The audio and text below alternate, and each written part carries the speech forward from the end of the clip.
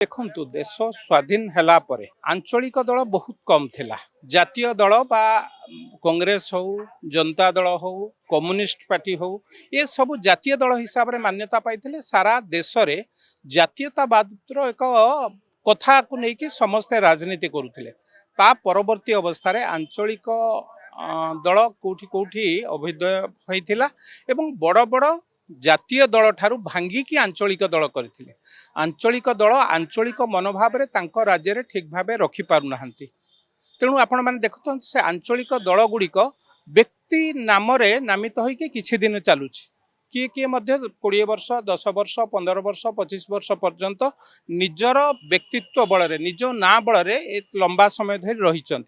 किंतु परवर्ती अवस्था रे से व्यक्ति जेतेबेले मृत्युवरण करुचंती बा से व्यक्ति जेतेबेले राजनीति की छाड़ी दउचंती से आंचलिक दलर गुरुत्व कमी जाउछि।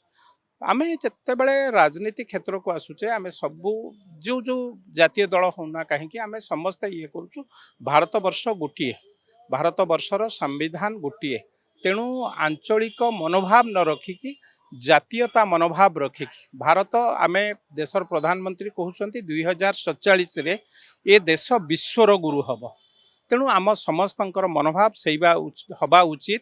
भारत वर्ष जो जी आमर देश जी आमर माँ आमे कहूचे दलर वृद्धि अनुसार जो माने फंडिंग करती से बढ़े यार कौन अच्छे काली कांग्रेस पाखे बहुत पैसा आसला से सरकार दला बेले अरे जी फंडिंग कर तार तो कौन से कम थी बोली से ये करुव। तेणु न्याचुराली सरकारी दल को टिके अधिका फंडिंग आसे ता तल को विरोधी दल को आसे आउ जो माने आंचलिक दल किछि करि परिबे नाही खाली जोरे पार्टी करेंगे से कहीं फंडिंग करेंगे।